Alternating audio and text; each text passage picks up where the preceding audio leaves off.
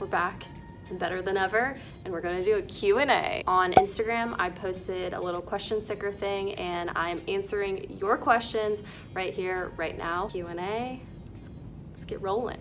Make sure to give this video a thumbs up, leave me a comment, and of course, subscribe if you haven't already. How do you become a boss bitch? And it was asked by a man. I feel like I should actually answer this question because while it's a joke, I think a lot of people actually do wonder how you become a quote-unquote boss bitch. To me, becoming a boss bitch is really channeling what you're passionate about and what makes you happy. You will achieve your boss bitch status once you find what really drives you on the inside, what makes you the happiest, and what you get excited about. When you are in tune with those things, you can do anything. Being a boss bitch doesn't necessarily mean literally being a boss of something, like being an owner of a company or being an actual boss. I think being a boss bitch is when you look at a man or a woman, well, I guess this is specifically referring to a woman. When you look at a woman and she is just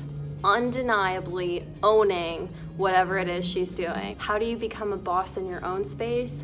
My best advice is to just really channel in with what makes you excited, what you're passionate about, and what you actually want to be doing. Because once you're tuned in with those things inside of you, it becomes much easier to be a boss in your space because you're owning it and you're owning something that you're passionate about. Do your best to take note of what things get you really excited. It's so funny how excited I get when I make YouTube videos. I posted a video last week and I called my mom immediately after it posted to YouTube, and she said, "Why are you so happy right now?" And I said, I just posted a video to YouTube. She's like, "You are so weird." But it sounds silly, but the things that you get like an adrenaline rush from, those are the things that you should take note of, because something about that makes you tick on the inside, and you should continue to do it because it makes you tick and because it gets you excited and pumped. And we should be doing more of what makes us pumped. If you're doing things that make you pumped up, you will undoubtedly become a boss. Whether you're a man or a woman, you will own that. Define happiness. Before answering this question, let me just say that happiness looks very different according to the person. Everyone's definition of happiness is different and valid, and if we could just put all of our definitions of happiness together, it would probably be the ultimate testament to happiness. Happiness means a few different things to me. It's first important to set the stage of how happiness ebbs and flows in our life. Happiness is fleeting. Happiness comes and happiness goes. Finding joy in the smallest moments. So an example from this week, I was driving into Tampa and the song One Love came on. I was just sitting in my car like, one love, one heart, let's get together and feel alright. And I was just feeling the music, and I just felt this minute of just complete bliss and complete happiness. Happiness is just really embracing and finding joy in small moments. Happiness is not something that's going to happen every minute or every day. I have so many moments that I can pick out in my head of times where I just all of a sudden get overwhelmed with happiness. So when you feel that joy, just be so present in it. Like, feel the joy, feel the happiness, and just like shower yourself in happiness. Small, reoccurring moments in life that bring you instant, overwhelming joy. They can happen on a small scale and they can happen on a large scale. Happiness is always fleeting. While that may seem depressing, it's not. Life is not meant to be this never-ending journey of happiness. We wouldn't appreciate happiness if we didn't have immense sadness and grief. Just those moments of pure bliss, and then maybe 10 minutes later I'm pissed off about something. I mean, that is the reality of life. So I don't know if that answered the defined happiness. I think everybody's definition of happiness is different.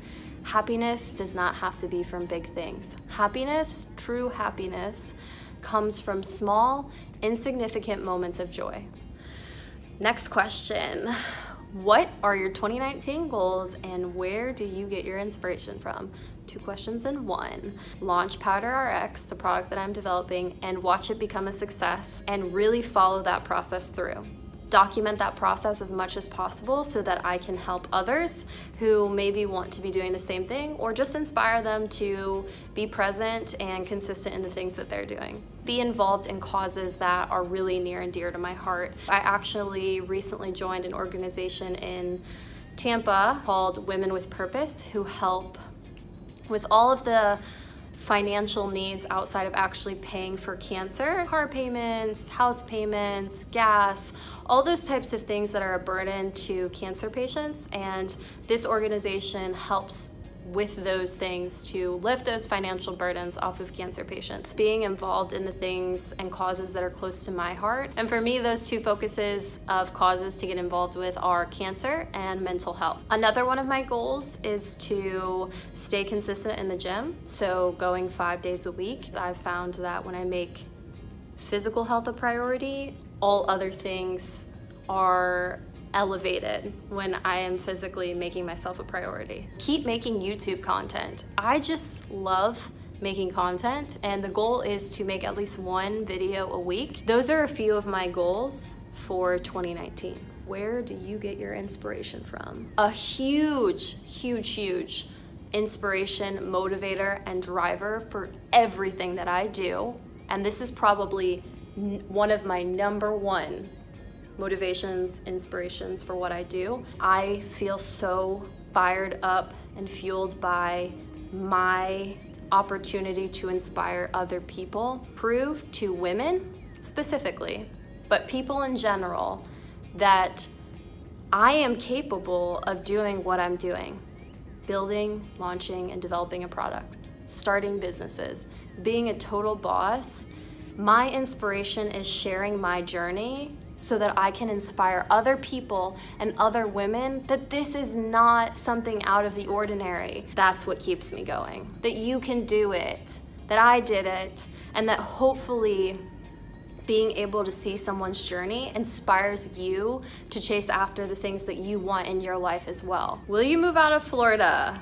If so, where? If my mother is watching this, she is crossing her fingers, hoping that I say, yeah, I'm gonna move back to Missouri. I have no plans of moving out of Florida for the next 2 to 3 years. If I do move, it will be after that sort of 3-year period. I don't know where I would move if I moved. I'm kind of in the process of hopefully over the next few years being able to explore other places. I think I want to stick in the warm range of things. I actually hope that I do move somewhere else because, you know, while I'm young, I figure experience a lot of different things, and when I'm ready to settle down, I'll settle down. I seriously love this question. 1 quality you love about yourself and 1 quality that you wish you had. I guess it's a good thing because when this question came through, I had like 10 qualities about myself that I love, and only 1 clear quality that I wish that I had came to mind. So I guess it's a good sign that there are a lot of qualities that I love about myself, and it was hard for me to just pick 1 quality. So I'm gonna pick 2 qualities that I really love about myself and I think helped me get to where I'm at. So 1 quality is my overarching, overflowing love and kindness for people. I truly love people. I love interacting with them, I love helping them, and I just have a kind, big heart. I've been raised to be kind to every single person, no matter who they are. My kind, caring, and large heart is a quality about myself that I love, and I hope to never lose or dull. Another quality that I really love about myself is my independence and my ability to go after what I want. My independence has allowed me to do a lot of different things. Independence is probably a word that most of the people that know me would put very high up on their list to describe me. I'm just a fiercely independent person, and I love that about myself. 1 quality I wish I had, the ability to not care about other people's opinions or comments or thoughts on me. Just the ability to not really care about what other people think, and my dad is literally the best at that, and I just don't know why I didn't get that gene. So This is not a question, but I got a few comments that said things like, I'm so proud of you, not a question, but your positivity is appreciated, etc.